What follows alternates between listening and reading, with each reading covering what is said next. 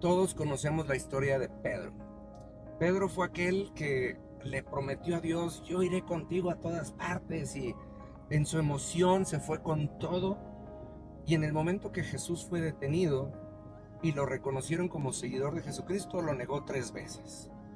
Pero la parte que a mí me emociona de la palabra es esta parte increíble, en donde una vez habiéndose encontrado con Jesús ya resucitado, literalmente va y le predica a una multitud, eran miles, ¿sí?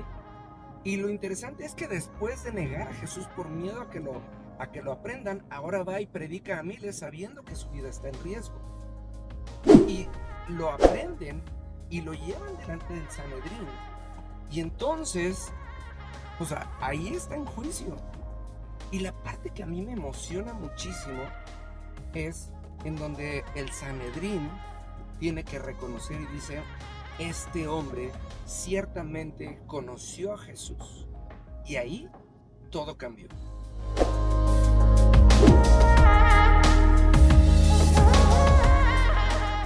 Amados, muy buenos días. Fíjense qué interesante.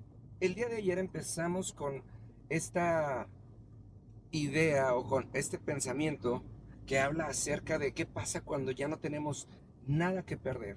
Y que muchas veces cuando lo vemos en las películas, sobre todo, las personas que ya no tienen nada que perder lo dan todo y terminan ganando, porque a final de cuentas eso es lo que se espera de un héroe, eso es lo que se espera de un protagonista. Pero no es que no tengan nada que perder, sino que tienen todo que ganar. Y entonces el mundo va a reconocer que no somos nosotros, sino que es aquello que vivimos y literalmente la compañía en la que estuvimos. Pedro tenía terror de que lo aprendieran cuando aprendieron a Jesús. Pero cuando Pedro se encuentra con el Mesías resucitado y dice: wow, o sea, estos 3 años y medio que pasé en presencia de Jesús no fueron una teoría y no fueron una esperanza, fueron una certeza. Y entonces ahora este cuate empieza a vivir de acuerdo a lo que había experimentado.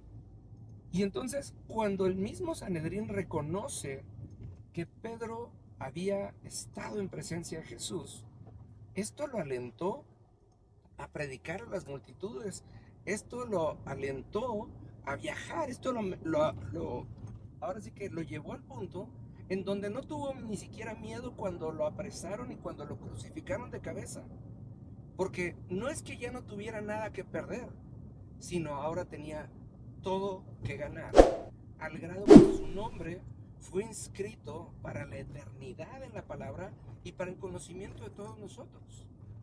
Y hay veces que lo único que nos hace falta, amados, es dejar de pensar que una iglesia, que una institución, que un grupo nos va a validar porque tengamos una, y lo pongo entre comillas, buena vida, que tengamos una vida santa o ejemplar, sino que nuestra vida refleje el hecho de que conocimos a Cristo.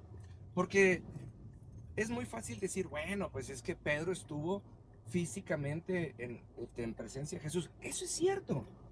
Pero después de él vino Pablo, que no conoció en persona a Jesús, sino que se encontró con el Jesús resucitado y aquel que está sentado a la diestra del Padre. Y este pudo vivir una vida exactamente igual de emocionante, en donde ya nada le afectaba, porque cuando Pablo se encontró cara a cara con Jesús, ¿sí? Ahora sí que entramos en la misma historia. No es que no tuviera nada que perder, sino que ahora tenía todo que ganar. Por eso pudo escribir y decir: vivir es Cristo y morir es ganancia. Porque la ganancia está en el hecho de vivir una vida plena en esta tierra y de vivir en la eternidad con el Padre, con el Hijo y con el Espíritu Santo, en donde ya no hay dolor, donde ya no hay enfermedad, donde ya no hay deudas, donde ya no hay sufrimiento. Y fíjese nada más, sabemos que el dolor es inevitable, pero sabemos que el sufrimiento es opcional. Y Cristo nos promete una vida sin sufrimiento. Nos dice que ciertamente en el mundo tendremos aflicción, pero Él dice, acuérdense que yo ya vencí al mundo. Quiere decir, no tenemos la necesidad de sufrir aun cuando las cosas se pongan color de hormiga y cuando parezcan difíciles. Jesús ya pagó el precio para que nosotros podamos pasar por en medio de cualquier situación sin batallar y sin sufrir. Entonces, cuando dejamos de pensar en términos de religión y cuando dejamos de pensar en términos de sacrificio y cuando dejamos de pensar en términos de tener que dejar de hacer las cosas que nos gustan para hacer las cosas que se esperan de nosotros en los diferentes grupos, sino que realmente nos damos la oportunidad de conocer cara a cara a Jesús, entonces viviremos plenamente como Pedro.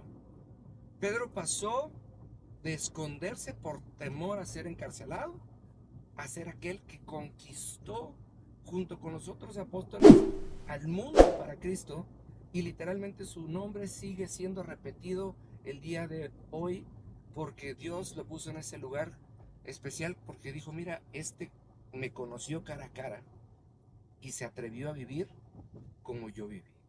Yo creo que esto es algo que se tiene que poder meditar, y esto es algo que se tiene que poder llevar a la oración diaria y decirle, Señor, si yo no te conozco como Pedro te conoció, esta es mi oportunidad para que me lleves a conocerte, y esta es mi oportunidad para vivir de una manera que no llegue yo al punto que no tenga nada que perder, sino que tenga todo que ganar.